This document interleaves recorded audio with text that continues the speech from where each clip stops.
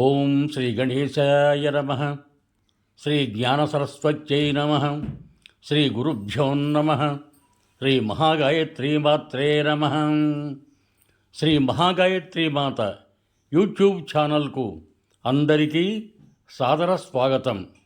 ఆహ్వానించువారు కాశీవజ్జల సుబ్రహ్మణ్య శర్మ, నిడదవోలు. భగవాన్ శ్రీ రమణులు మాతృశ్రీ అడగమ్మ అంతిమ భాగము కొనసాగింపు.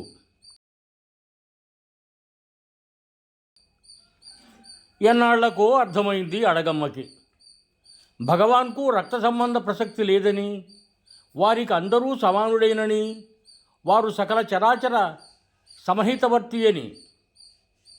భగవాన్ని సముచితంగా అర్థం చేసుకున్న తర్వాత ఆమెకు నేను భగవాన్ తల్లిని అనే అహంకారం నశించిపోయింది.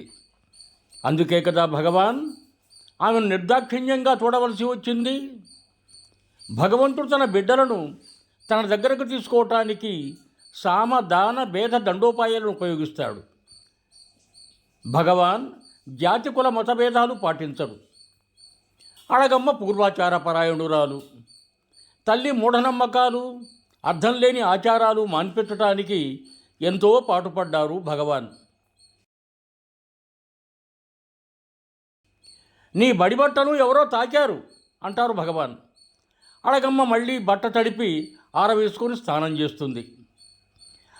ఆ గిన్నెను ముట్టుకున్నావెలాగా? మాలవాడు తెచ్చి అక్కడ పెట్టాడు ఇప్పుడే అంటారు భగవాన్. అడగమ్మ మళ్ళీ స్నానం చేస్తుంది. పాపం వయసు మళ్ళిన తల్లి రోజుకి ఎన్నిసార్లని స్నానం చేయగలదు?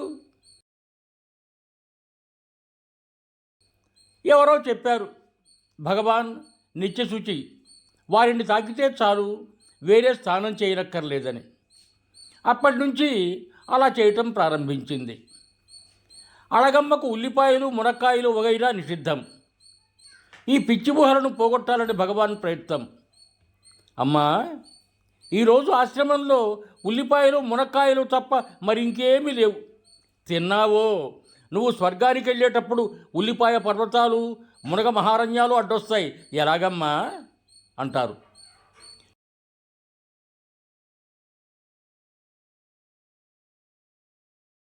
ఎన్ని విధాలో ప్రయత్నించారు భగవాన్ తల్లి మూఢనమ్మకాలు పోగొట్టడానికి. చివరికి పోయాయి కూడా. అడగమ్మ పూర్తిగా మారిపోయింది. భగవాన్ ఆమెను దిద్దవలసిన రీతిగా తీర్చిదిద్దారు. భగవాన్ తల్లిననే తన ప్రత్యేకతను విస్మరించింది. ఇప్పుడు ఆమె భగవాన్ భక్తులలో భక్తాగ్రగణ్య. భగవాన్కు సంపూర్ణ శరణాగతి చెందింది. కర్తవ్య నిర్వహణను ఆచరిస్తూ ఉదాసీనురాలుగా ఉంటోంది. అడగమ్మకు జబ్బు చేసింది. భగవాన్ తల్లికి ఎంతగానో పరిచర్య చేశారు. భక్తులందరూ చేస్తున్నప్పటికీ ఊరుకోకుండా అడగమ్మ అవసాన సమయం సమీపించింది. ఎడమ చేతిని ఆమె శిరస్సు మీద, కుడి చేతిని ఆమె హృదయం మీద వేసి రెప్పవాల్చకుండా చూస్తూ కూర్చున్నారు భగవాన్. గణపతి మునీంద్రుడు వేదపారాయణం ప్రారంభించారు. కొందరు రామనామస్మరణ మొదలుపెట్టారు. కొన్ని గంటలైన తర్వాత రాత్రి 8 గంటలకు తమ హస్తాలని తల్లి దేహం మీద నుంచి తీసి, అమ్మ పరమాత్మలో లీనమైంది, మనకు మైల లేదు, పాపం పొద్దుటి నుంచి ఏమి తినకుండా అలా కూర్చున్నారు, లేవండి లేవండి భోజనం చేద్దాం అన్నారు భగవాన్. అడగమ్మకు చివరి ఘడియలలో జన్మాంతర వాసనలు, అంతర్గత ప్రవృత్తులు ప్రకోపించాయి. ఇవే మళ్ళీ మళ్ళీ జన్మనెత్తడానికి కారణాలు. ఆమె ప్రాణాలు ఏదో ఒక ఇంద్రియం ద్వారా పోకుండా జాగ్రత్త పడ్డారు భగవాన్. తల్లి ముందు జన్మలలో అనుభవించవలసినంతటినీ సూక్ష్మ శరీరంలో, సూక్ష్మలోకంలో అనుభవింపజేశారు. తమ ఆత్మశక్తిని తల్లి దేహంలో ప్రవహింపజేసి ఆమె ప్రాణాలు అమృతనాడీ మార్గాన్ని హృదయంలో అణిగిపోయేటట్టు చేశారు. ఇది అపూర్వ సంఘటన, కనీవిని ఎరుగని విచిత్రం. ఇది భగవాన్కే సాధ్యమైంది. అడగమ్మ భగవాన్కు జన్మనిచ్చింది. భగవాన్ అడగమ్మకు జన్మరాహిత్యాన్నే ప్రసాదించారు.